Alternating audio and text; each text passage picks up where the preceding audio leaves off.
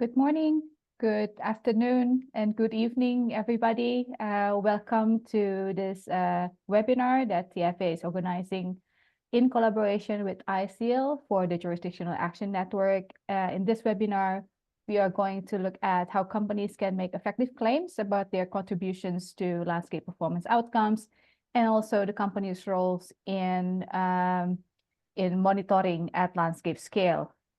Before we go introduce the speakers, let me do a bit of a housekeeping.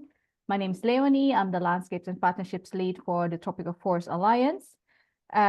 Just a bit of housekeeping. We would appreciate it if you share your questions in the Q&A function. Please feel free to put in your questions throughout the webinar. And just to remind you that this webinar is being recorded, and we will send you the recording and also put it in the JA Resource Hub, our repository of different resources related to landscape and jurisdictional approach. And if you have any technical difficulties or any technical problems, please email my colleague Jack Lloyd from the Tropical Forest Alliance. You see the email there. So let me just directly introduce our esteemed speakers. We have Patrick Mallet, Director of Innovations from ISEAL, who will present the joint position papers, or brief presentations of the joint position papers that ISEAL has developed after convening with, I think, 18 organizations. Patrick will also moderate a panel with speakers from companies and CSOs. We have Ron Jacoby from Colgate-Palmolive Company, Joe James from Sainsbury's, and Akiva Fishman from WWF. And then we also have a brief presentation from Shanti Romero from LandScale, managed by Rainforest Alliance, on how it looks like on the ground. So without further ado, I will hand it over to Patrick to give his presentation. Great, thank you so much, Leonie, and great to be here. Great to be on such a with a great group of people. As Leonie mentioned, the work that we've been doing over the last 2 years has been a real collaboration between many of the leading landscape and jurisdictional practitioner organizations. You can see them on the left there. And what ISEAL, for those of you who know ISEAL, we work primarily with sustainability systems, but landscape and jurisdictional approaches looking at how the good practices can be scaled up is really important for the future direction of how we achieve sustainability in supply chains. So we've been focused with this group of organizations on building out common positions on essentially baseline expectations for companies. So how can companies engage meaningfully in landscape action? And importantly, what can they or you say about that? So how can we make claims or communicate about the good work that we're supporting in landscapes? If we go to the next slide, you'll see the result of our work. So again, we have 4 position papers that have come out. The most recent one just earlier this month. And these are a package. Essentially, they're short, they're accessible, they're practical guidance for companies on what constitutes a landscape investment or action. So when you're contributing to work in a landscape, maybe a sourcing region, what constitutes a landscape action? So what's different from supply chain action versus broader impacting the landscape. And then we recognize that we want to be able to talk about the actions that we're taking. So what kind of prerequisites need to be in place in order to talk about those actions? Those are the first 2 positions. We're going to be focused today on the second 2 positions. And most importantly, and most of the time, how can we talk about the performance results? So when you invest as a company, actions are being implemented in the landscape, then what? How can we talk not just about what actions have been completed, but how does that contribute to performance outcomes on the ground? And ultimately, what's the data that informs that? So the fourth position is about monitoring. How can we understand that change on the ground, and how can that be used to inform the communications we're able to make? So let's get into the detail a little bit. Next slide. What you see here is really the three broad buckets of types of claims that companies may want to make. And it's sort of like future, current, or past, future, current, and then result. So with a commitment claim, this is recognizing that many companies make commitments about things that they will do or achieve. So that's about a future-looking result. The action claims then are about the things that are actually being done towards that result. So one thing about landscape and jurisdictional approaches is that it often takes a number of years to get to the result that we're looking for, the performance change on the ground, whether that's in deforestation terms or water quality or conservation, biodiversity improvements. And so in that interim period, we want to be able to talk about those actions. But then ultimately, and as soon as possible, we actually want to get to the performance results. So how can we understand what those results are and then be able to communicate clearly and consistently about them? So looking at that in more detail, if we go to the next slide, within position 3, we've broken performance claims down into 3 different types. And the way to think about this, if you look at attribution first on the right-hand side, this is basically saying, I did this. This is the result that we're seeing, whether that's something concrete and short-term, like farmers have improved capacity through training, or there was a conservation of this particular area. Attribution is very much, it's about what can I say about the things that I have achieved on my own. You can imagine in a landscape setting that that's actually quite hard to do because there are so many different actors, so many different stakeholders playing a role, different actions that are being taken. And so the core focus of thinking about claims at a landscape and jurisdictional level is around collective claims. So this just recognizes that many of the performance changes that we see on the ground are the result of those different stakeholders and those different actions. And so a collective claim then is very much more, we are part of a collective effort that contributed to this outcome. And that works for a number of different contexts. But if you're, as a company, wanting to talk about something like progress towards your company commitment, then maybe you need to go a little bit beyond this was a collective effort. So we're putting out this idea, and this again is collective understanding of all of these landscape practitioner groups that were part of this conversation. We're putting out this idea around proportional contributions. So how can we say from that collective result, this is the part that I as a company am claiming? And so if we go to the next slide, just give you a little bit of insight about how we do that. First, we start with collective contribution claims. So just to make this very practical, here's an example. Our investment is part of a collective effort that restored 150 kilometers of habitat, resulting in a 20% increase in water quality over 5 years. So it's part of a collective effort. And the idea here, the reason these are more valuable claims than attribution is often that what you can claim as the part that you did yourself, the attribution, is not as much as what you can claim collectively. So the sum is greater than the parts. But in order to make those kinds of collective contribution claims, we do need some things in place. We do need to know that the actions that are being taken are linked to those performance outcomes, that it's not just a random action and then you get to that performance result, or the performance result is achieved independently of the action.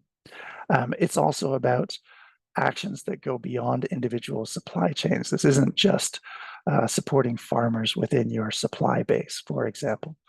And then there's the data, and having the data, both baseline data as something that is setting the starting point against which performance change is measured over time, and then good quality data that can really give you insight into how that performance changes over time. Okay, so if we go to the next slide, then we get to the proportional contribution claims. And the idea here is, in terms of the claim you can make, it includes the collective effort. So we're part of a collective effort, but our contribution within that collective effort is equivalent to a specific part, in this case, restoring 20 kilometers of riparian habitat, for example. And so the types of things that would need to happen in order to apportion those claims is that we know who are all the people, or what are all the initiatives that contribute to that change. And then those stakeholders, literally this is a social process of those stakeholders coming together and determining how to apportion the performance outcome, and regularly reviewing that and reallocating over time if there are new actors or new actions in the landscape. So it's not clean, it's not easy, but if you want to be able to say, this is the part of the collective result that we are responsible for, or that we contributed to, then this is the type of process that would be needed. And this is very much an experiment, and we look forward to working with companies and all of the partners implementing these kinds of ideas on the ground to see if something like this would allow companies or enable companies to be able to make meaningful claims. So if we go to the next slide, this I think is my last slide, and it's just a few principles to keep in mind as we think about how best to talk about the types of results that are coming out of these landscapes. So some of the principles include impartiality. It is not fairly obvious, but companies shouldn't determine how to apportion the results on your own. So it's not about a company saying, well, we've got good performance data for the landscape as a whole. We think we're responsible for a quarter of that, and that's what we're going to claim. It's definitely a process of coming together with other stakeholders to decide how that would work. I think this is the most important one.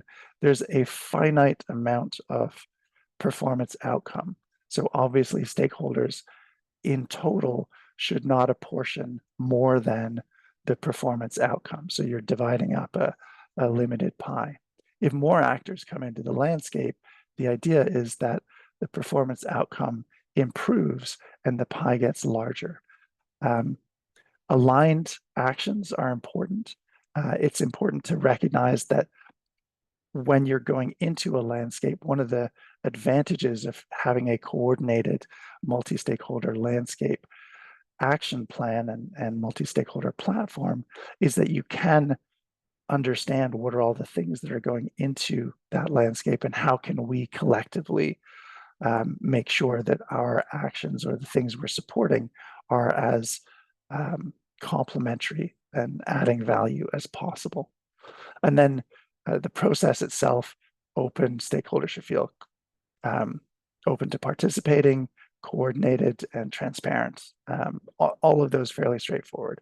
I think the key message I want to go out of this with before we get into a conversation is just that when we think about how to talk about performance outcomes at a landscape scale, it is complicated, and it is really important to coordinate with other stakeholders.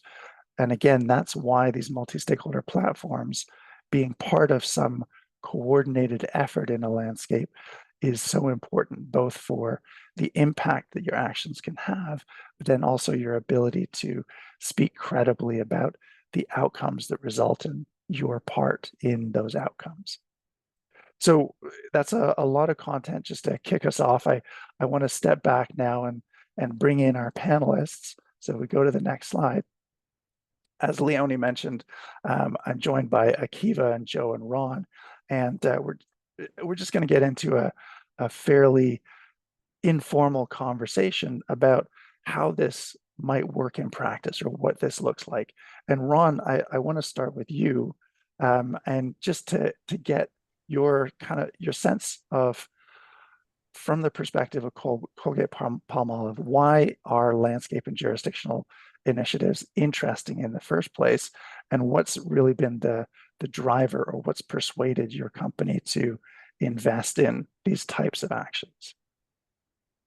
Great, thanks, Patrick. Really appreciate the perspective and the opportunity to participate in the panel here. So, from Colgate's side, I would say that we've participating in landscape projects has been pretty fundamental to our programs. We've been working and had a palm oil program in place now for over 10 years, and we've been doing landscape project support, I would say, over the better part of that, probably for the last 6 or 7 years.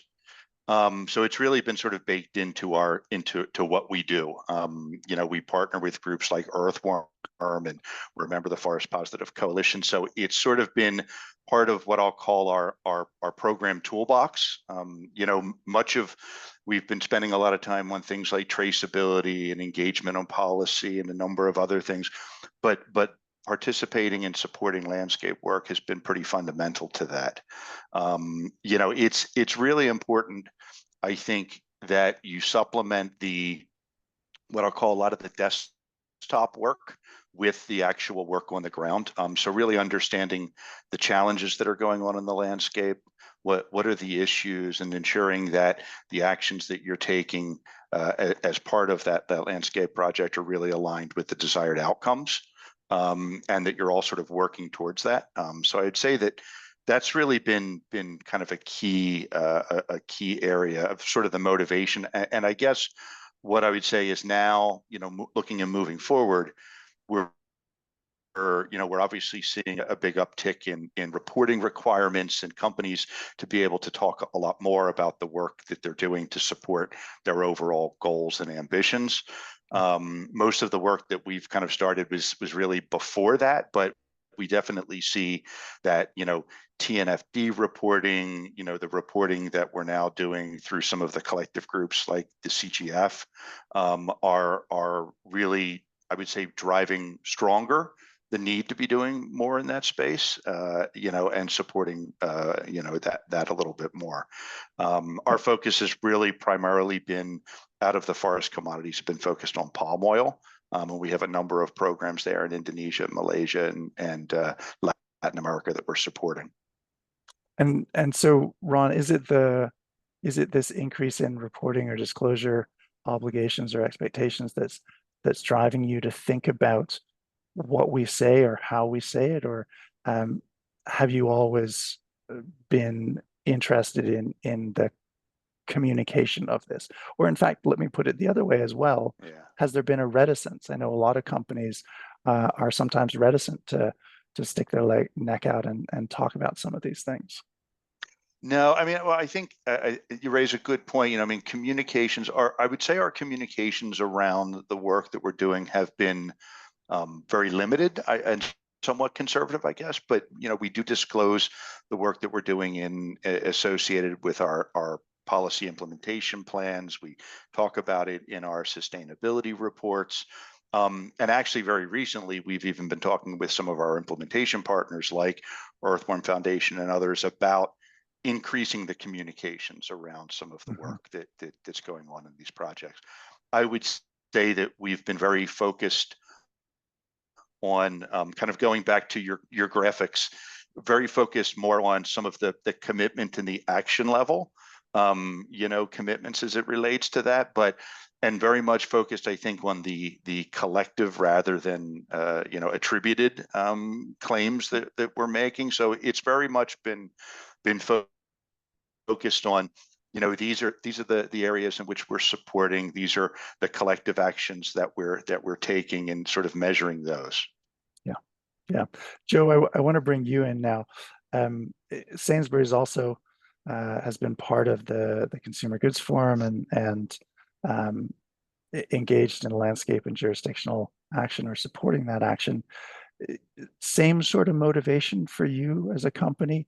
I mean, why would Sainsbury's be interested to engage beyond your supply chains, to engage at a landscape level? Yeah, it's a really good question. So I think I think a lot of our work has been driven by our membership of the Consumer Goods Forums coalition. There's the kind of theory of change that you need to invest beyond your own supply chains to really shape kind of systemic, get that systemic shift away from, deforestation conversion free towards deforestation conversion free commodities. And so I think it's that acknowledgement and embracing that theory of change, and that's kind of seen in our commitment to be like this nature positive business, that you need to be doing that as well. So you've got a kind of individual commitment and then a commitment as part of a group that driving in the same direction. That's the big one. I think there's also lately a kind of stronger recognition that climate change is having impacts on yields on these crops now. And while these landscapes might not be a part of our supply chain at the moment, I mean, who knows, traceability isn't great, but they might not be at the moment. They could be. And actually there's benefit for Sainsbury's in investing in the kind of resilience of these landscapes, whether or not they're part of our supply chain. You want to have a kind of broad availability of these commodities that could maybe one day feed your supply chains. There's of course the reputational benefits, which I think this piece speaks to really well about, like, so what claims can you make around the reputational benefits? And don't think we've particularly got that nailed. We do feature it on our website, but we need to do better around that. And I think finally, the fourth reason is I think because we're in the kind of fortunate place where we have the capacity to do so. That not all businesses have the funds available to do this kind of thing. Sainsbury's does, which is great. And I think one of the challenges we face as a business is, and Timothy is going off piece, but is really trying to make sure that we invest.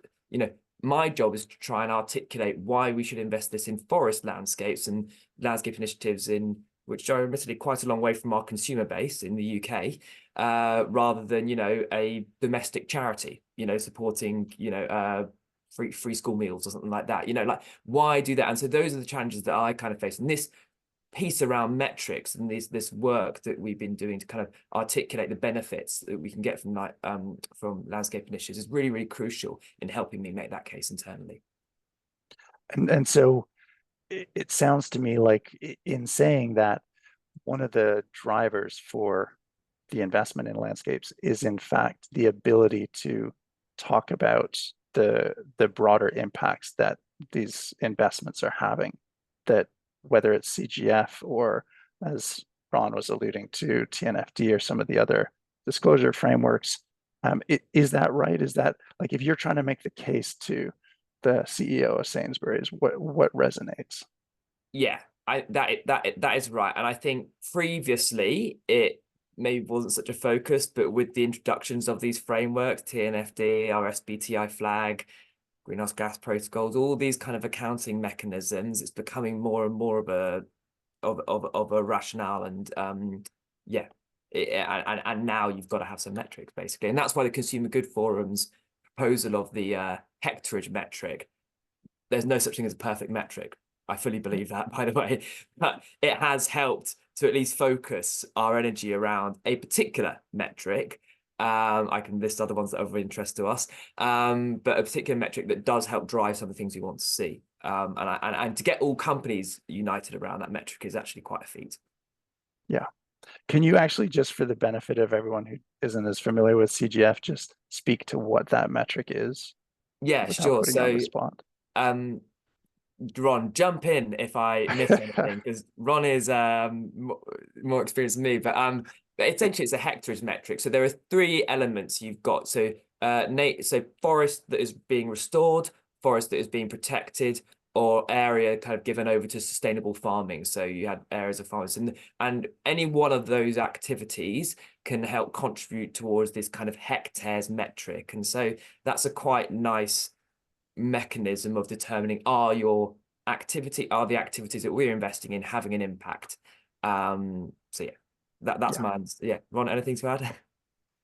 Yeah, I would say that, yeah, the metric really is around I think 22 member companies now we're at in the FPC. So it really is around companies individually and collectively understanding their production-based footprint across those various forest commodities, and understanding, I guess, and accepting at a collective and individual level the accountability, I'll call it, for making that size of a production footprint in a landscape forest positive. So basically, what you're using is what you're ensuring that you're making forest positive from a hectareage or a landscape perspective. Yeah, that's a really nice way to explain it. Thanks, Ron. Akiva, let me bring you in. So WWF has been engaged with us on this process of coming up with these common positions. You engage with companies, you support them to invest in landscape and jurisdictions. Why do you think these positions that we've been developing collectively are important or needed at this point? Yeah, thanks, Patrick. Ron and Joe both gave really interesting answers, I think, from the perspective of their companies. And I found it particularly interesting that both companies don't have the exact same reasons for engaging in landscapes. But the truth is, it's still not the norm across the corporate sector to think about a company's sustainability responsibilities in this way. Now, a lot of companies still focus all their sustainability efforts on mitigating the impact of their operations and material sourcing. And perhaps they also have a small amount of funding bucketed out as a charitable giving to go alongside. At this point, it's mostly just a selection of the leading global companies that are taking the added step of engaging in landscape initiatives. I do want to be clear that it remains paramount for all companies to address their own footprints. That's where their impact is usually the largest and where they generally have the most direct ability to affect change. But it's become pretty obvious that solving the problems of commodity-driven deforestation, rural poverty, and other sustainable development challenges necessitates that companies complement their supply chain sustainability efforts with investment or other forms of engagement in landscape efforts. So like you mentioned, WWF does work with companies on both of these. We do it through our Forest Forward program, which advises companies around strengthening their responsible sourcing and provides an on-ramp to landscape engagement, as well as through our Nature-Based Solutions Origination Platform, or NBSOP, which originates landscape initiatives built on high-quality interventions. And the platform serves as sort of a matchmaker between companies and other funders looking for landscape scale NBS opportunities on one hand, and landscape initiatives on the other hand that have been rigorously designed to drive quantified impacts for people, for nature, and for climate, which enables credible claims by landscape funders. And throughout our work with companies, up and down supply chains and across commodities and geographies, we've heard a lot of reasons why companies choose to invest in landscape efforts. And two of these reasons really stand out to me. The first one is one that Joe spoke to a little bit. The typically very smart people who work on corporate sustainability teams are increasingly realizing that to achieve the durable and scaled versions of the sustainability impacts they're striving for, and that they're mandated by their company targets to deliver, it's simply not sufficient to limit the scope of a company's activities to its supply chain. Functioning supply chains are enabled by all sorts of factors at play within a broader landscape where commodities are produced. Agricultural yields suffer when deforestation in the region changes rainfall patterns and disrupts pollinators and wildlife that control pests. And government policies around land use that are decided at municipal or state level directly bear on what can be produced and how. So these and lots more systemic type issues affect a company's ability to make good on its sustainability goals. And so it makes every bit of sense for companies to engage in landscape scale efforts aimed at fostering the conditions for sustainable development. The second thing that I'd point to that we found is often motivating companies to work at the landscape scale is more existential from a company's standpoint. And that's concern for the security of future supply of the critical inputs that are needed to make their products. We've heard this in connection with chocolate supply chains, where cocoa may be ungrowable in important parts of the current supply base in West Africa if forest degradation continues. We've also heard this in connection with mills that have been sited near rivers, because the mill's ability to operate relies on minimum volumetric flows of water, where those rivers are experiencing more frequent low flow events due to riparian forest loss. And we're seeing more and more frequently that a company's ability to sustain its own business is being affected by environmental challenges of a regional nature. And those sorts of challenges are just not solvable by narrowly working within a company's own supply chain, and instead requires a collaborative approach under an aligned sustainability vision with other landscape stakeholders. Nice. Joe, I want to bring you back in here. When Sainsbury's engages in landscapes, you talked about the metrics and having a unified metric, and that's important. And I'm trying to draw us back now to the positions that we've put out, or these collective expectations of companies. Ron mentioned that really the types of claims that they're making as a company right now are more on the commitment and action side of things. Is that the same for Sainsbury's, or are you already moving to these are the performance results, or is it just about the 1 hectarage metric from CGF? What's needed? So it depends on our landscape initiatives that we've invested in. There is one landscape initiative we've invested in called the Responsible Commodities Facility that offers quite a number of metrics that we are up on our website if anyone wants to look at them. I hope they do. But and that talks about, and that's about giving farmers green loans to engage in sustainable soy farming and not engage in further deforestation or conversion on their land. And so that tells us about the tons of DCF. It's proportional, so it tells us it's proportional. So total amount here, you can say your investment has helped to kind of support number of tons of DCF soy, hectares of natural vegetation preserved in excess of legal requirements. And there's a whole bunch of those ones we kind of focus on. Those ones have been really, really helpful. So those are so we are reporting those ones, and they're up there. For our other landscape initiatives, we haven't quite got there yet. And so we report kind of more process metrics. We say what activities they've been up to, the objectives of that, and we say the kind of amount we've invested per year, So those are the kind of things we're reporting out. But we're working with them quite close to kind of really, really push them towards that, because we know what their objectives are. So, where and to try and report progress against those objectives. That's one of my big focuses for this year. Nice. Ron, is that the same for you? Is it different per landscape, or how do you decide what you get to say, or what the company is going to talk about? And is there a role, as Joe's mentioning, to support the landscapes to move along that journey towards being able to move from talking about the process to talking about the results? Yeah, I think, thinking about the handful of projects that we're currently supporting, I would say that a few of them are very much their approach is somewhat standardized in that, we're doing things like training farmers around resilience, or engaging with local communities for participatory land use planning and things like that. So there are certain metrics that are just the action metrics there. Obviously, I think the key is getting to those impact metrics, right? So where you're sort of going beyond just training the farmers to then creating improvements in farmer livelihood, right? Or access to different markets or things like that.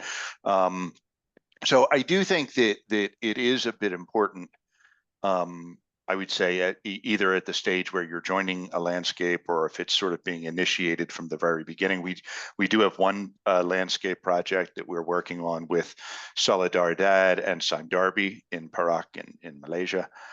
That's a project that we are kind of onboarding from the very beginning. So I think a key part of that was understanding what each of those sort of metrics levels are, right? Are we, when we first start talking about the commitments, then the actions, and then ultimately where we want to go with what the impacts are.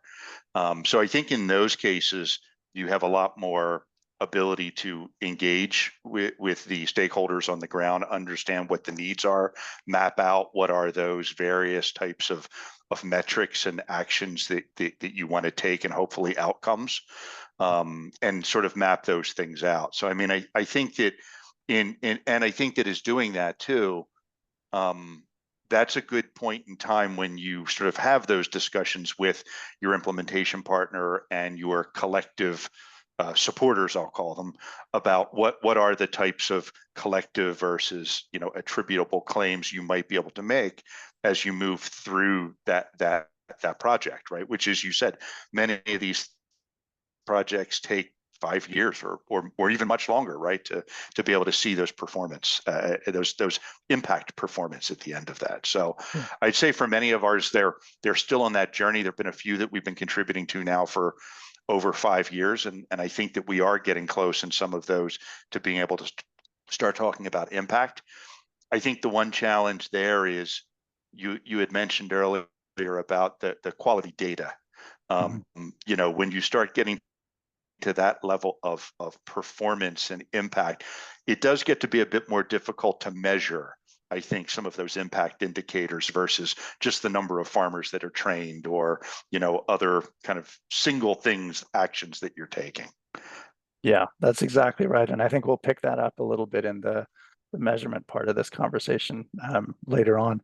What I really liked about your response, though, Ron, was just understanding that as a company, being part of a landscape initiative is not just putting money on the table, but actually being part of a conversation, and the importance of stakeholders coming together at the beginning and agreeing on what are we trying to achieve, what outcomes would success look like, those kinds of things that really get everyone aligned from the outset, I think is one of the key values of these landscape and jurisdictional approaches. Akiva, just to come back to the 4 positions. I mean, as I noted, you've been engaged a lot throughout the process of building out these positions. How do you see the guidance supporting companies if they're just starting to think about landscape investments or actions, or if they're actually already engaged and thinking more about, well, I'd like to talk about this, but I'd like to do so in a way that I don't get slammed by advocacy NGOs or other stakeholders? I want to answer that question. I also want to ask if I could respond to the last point. Yeah, for sure. Up to you for time management. Go for it. Well, I think you're totally right that at the current juncture of sort of landscape initiatives and corporate engagement in them, there's not that many companies in this space. There's like the leader companies, like some of the ones on the call now. And it's absolutely the case that at this point, we needed companies both to put money on the table and to be engaging in the conversations, coming up with metrics, monitoring frameworks. But we're sort of like in startup phase now. We want to grow this. We want to scale. We want to get to the point where lots of companies are engaging in landscape initiatives. And at that point, it's not going to be desirable or practical to have every single company at every single meeting. That's just not how it's going to be able to work. And so we need to come up with systems that will enable companies to do nothing more than put money on the table and be able to make claims as a result, and leave the sort of hard work of figuring out how the systems work to those select companies and other stakeholders who have the capacity to engage. So we're not there yet, but we need to get there. But yeah, total kudos to Ron and Joe for being the sort of companies that are at the table now helping us figure this out. Do you want me to pivot to your other question, or do you want to go on? No, please do. Actually, that'd be great. Okay. Yeah, so you asked about sort of how does this guidance help companies sort of, in their communication reporting on the work that they're doing, and think about these projects. I think the guidance is really useful providing the archetype of the types of claims a company could make. Right now, it's totally unclear if a company wants to engage in a landscape, what are they going to be able to say about it, right? It's sort of a Wild West situation out there. And there are real questions about what's going to be credible. Is it going to be credible for a company to put, let's say, $500,000 in a landscape and come out with really large claims about how much carbon impact they've driven? Unclear. And so what this guidance does is it sort of takes a step-by-step process. First, it lays out what are the types of claims that we're talking about. And you went through those in your presentation. There are attributional claims, and there are collective claims, and there are proportional claims. And here are the different contexts in which each type of claim is permissible. So that's useful for a company that's getting into this space to sort of have in the back of its head. Here's what I could potentially get out of it. What's really going to be key is the type of claim that a company wants to make for its sustainability communications. Or put another way, what type of claim it needs to be able to make given the way that its targets have been framed, right? So some companies have targets that are stated in terms of helping to achieve XYZ outcomes. And in cases like that, a company should be able to make collective claims about the impacts that it's supported in landscapes and report those impacts against its targets. And you mentioned a couple of handy examples from the guidance on how a collective impact claim could be phrased in a public communication. But lots of other corporate targets are stated along the lines of, we commit to achieving XYZ impacts. And that's really different, whether that's restoring X number of hectares of forest or removing so many tons of carbon from the atmosphere.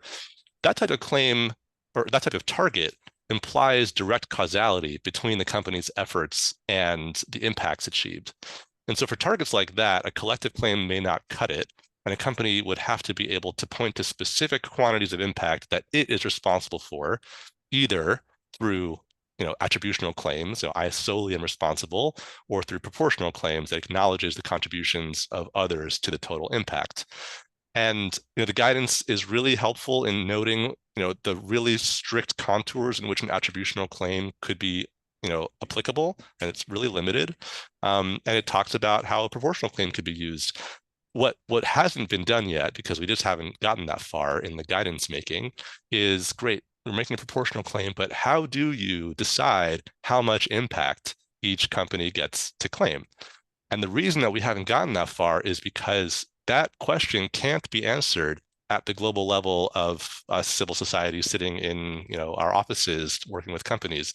That can only be answered in the landscape by the landscape stakeholders. In negotiation, how much carbon can I claim vis-a-vis what I've done, vis-a-vis what you've done, and how much people benefit can I claim? And there are real questions about kind of who is and who should be empowered to decide how decisions get made. Is it the landscape convener? Is it the government? Is it a coalition of local communities? Even deciding who decides has to be decided at the landscape level. So I think we're going to start seeing a lot of a proliferation of answers in different landscapes, and that's exactly how it should be. And so, I think just to pivot from this conversation, what's nice about your response there is it is complicated, this work, and yet the guidance is our collective effort to try to provide some kind of archetypes and some language to bring consistency and an ability to talk about, okay, these are the types of claims and communications we're making.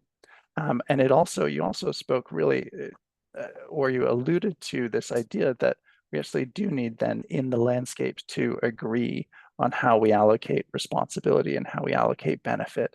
And part of that is grounded in the measurement, the actual knowing what's happening in the landscape. So that's the pivot.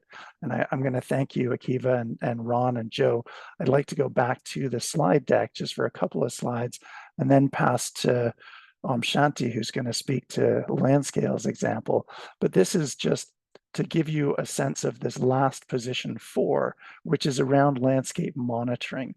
And I think the core message I want to convey here is that companies investing in landscapes, one of the ways that you will benefit is from having good information about what's happening and the change on the ground. And so it is a collective responsibility to make sure that we get to that good data. And as Ron alluded to earlier, that's actually really hard to get to good data, particularly when we're talking about impact data. But some of the core reasons why companies might invest is because it gives you the basis on which to make your claims.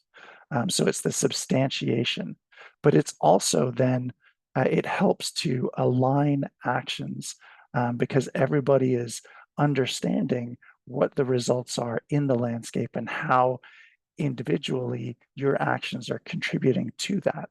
So it's alignment and effectiveness.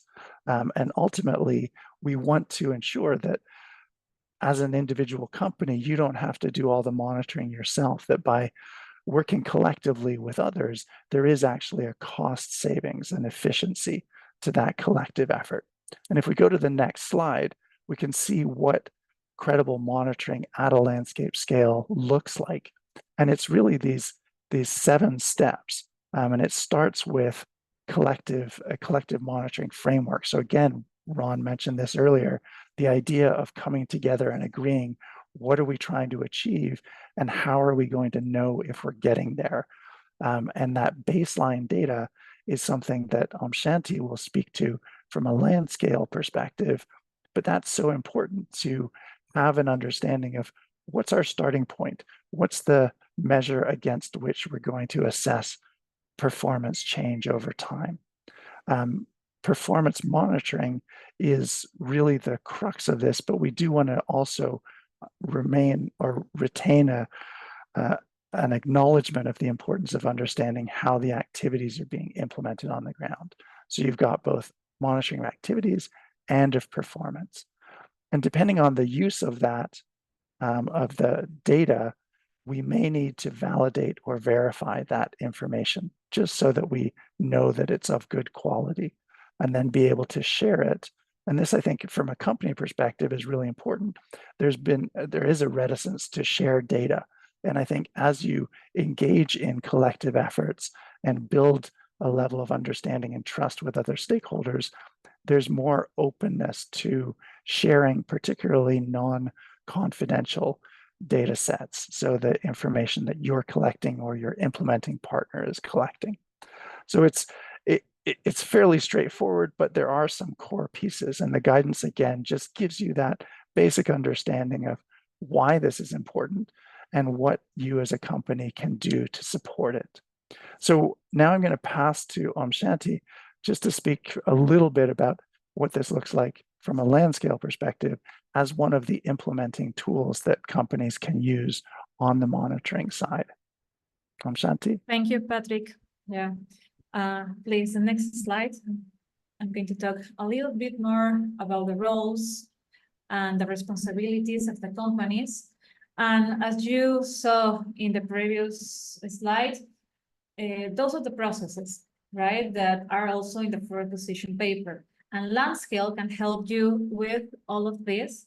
But today in this webinar, I'm going to focus on collective monitoring framework, establishing a baseline, and data sharing. Next slides, please. And as Patrick said, I want to present this particular case, right? This happened in Mexico, in Sierra de Tapalpa landscape, in the area of Jalisco.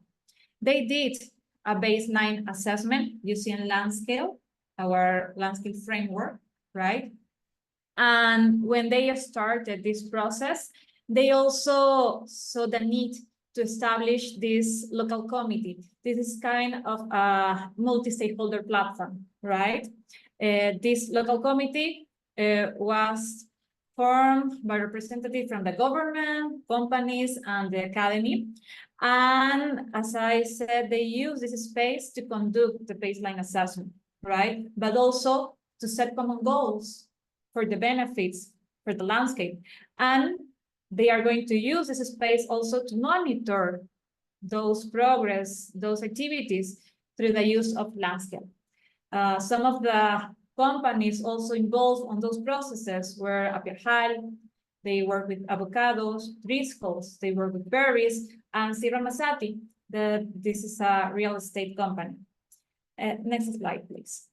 So they did this LandScale assessment, they got the results, they understand the challenges of their landscape, of the Sierra de Tapalpa, and those companies made some commitments, right? For example, the adoption of sustainable land management. They also made a commitment about reforesting native plants and also to protect biodiversity habitat.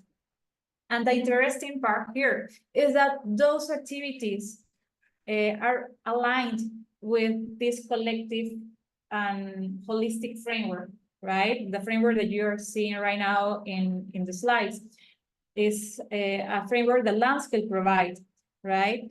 And they are going to also monitor those activities with the LandScale indicators. So as I said, right, they established this local committee. they start trying to align their objectives, their indicators, and they say, okay, I can monitor those activities using, for example, the ecosystem restoration indicator the LandScale provides, the biodiversity habitat protection, and also related to production. They are going to use our indicator related to adoption sustainable land management practice. So those companies in this particular landscape, they are aware of the need to work in a collectively way, right? But of course, everything was not perfect at the beginning. And in the next slide, I'm going to share with you some of the lessons learned that we had. So first of all, the first lesson learned is related to building trust, because I know that everyone here understands the needs to have quality, good data, right? But also we need to sometimes provide this data. And for do that, we need to have this trusting environment, right? So the local team, the lead of this landscape initiative, they need to work very hard with those stakeholders to create this environment, right? As you can read here, at the beginning, it was quite challenging to obtain data, for example, from companies, to understand how they work with farmers, right? But thanks to the work that they have done over the years, at the end, those companies, okay, they trust each other with the other stakeholders, and they were able to share the data and also to align companies' goals with the landscape goals. The second lesson learned is about, well, it was just a confirmation, right? That challenges, big challenges that we are now facing, we cannot tackle by our own. We need to work in a collective way, right? Beyond the supply chain. And those companies that were very involved in the baseline assessment also understand this. The third one is about what the companies are looking. And in the case of this Sierra de Palpa case, they were looking to spearhead innovative initiatives. And this baseline assessment, this holistic framework, gave them the opportunity to showcase how they were working on their sustainable actions. And the fourth lesson learned, the last one, is about this space of dialogue, this local committee that they established, because it allows you to establish connection between different stakeholders and also identify these shared goals and create this common language, right? However, at the beginning also was a little bit complicated to get involved to those companies, because at the beginning they were kind of concerned to be seen like the bad guys. But at the end, thanks to this trust environment, thanks to the lead of this initiative, try to get involved, right, to all of the stakeholders, the companies participated in those spaces, they share data, and also they are going to be able to monitor the actions I have shown you with the data that is going to be generated on those spaces. So if we want to, at the end, to achieve the goals, we need to have those kind of spaces, right? Thank you. Thanks, Shanti. And actually, can I just be interested to get your thoughts? I mean, this is sort of the lessons learned from particular experiences. Do you feel like the process of bringing those stakeholders together, is that something that works in all landscapes? Is it, are there any critical factors that need to be in place in order for stakeholders to come together and establish that common sense of direction? Yeah. The main purpose of LandScale is to create this baseline assessment, right, and monitor. And in several landscape assessed by this tool, we have seen that they need to create this common space, right? Sometimes they use already existing space, or like this example, they usually see this need to create a new space. So it's key to establish this multi-stakeholder platform, right? So people can gather in those spaces, share their vision about the landscape. And it's key, as I say here, that the lead of this initiative, right, the landscape initiative, needs to work closely with those stakeholders to generate this trusting atmosphere. Otherwise, you are going to share your data if you trust, right, the people who you are working with. So it's needed, those spaces, yeah. Yeah, that's great. Thank you so much, Shanti, and thanks for sharing these really practical lessons. So we just have a couple minutes left. I know that a number of you have been putting questions in the Q&A box, and some of the other panelists and Leonie have been responding. We do intend to respond to all the questions, whether we get to them all during this session or not. And I think we'll be able to share that along with the slides with all the participants as we go forward. We do have a couple minutes left, so I'm actually going to pull one of the unanswered questions into the conversation here and come back to Ron and Joe in particular, if either of you have any thoughts about this. It's a couple of people alluded to this idea that when a company is communicating about your impacts in a landscape, the communication itself is also potentially a tool either to encourage more investment or to encourage other companies to invest. Do you, either of you, see that being the case? What's the role of communicating or talking about this work in actually manifesting additional benefits or additional engagement? I'm happy to kind of kick it off. Yeah, I mean, no, I think that's absolutely true, and I think that we all need to be doing more of it, especially those of us that are already doing some of the work, or at least supporting some of the work. Yeah, I think, and I think Akiva had sort of alluded to this earlier. You know, these projects are huge projects. They're very large, very multi-stakeholder. And I think one of the ways that, and again, you know, I think that this is a position that's sort of where we're heading with the CGF, with the Forest Positive Coalition, is these projects need more support, right? So we can take it so far, or we can do so much, but I think there's definitely a much larger. The communications definitely need to say that we need additional public-private funding. Additional support because of the scale of a lot of this work.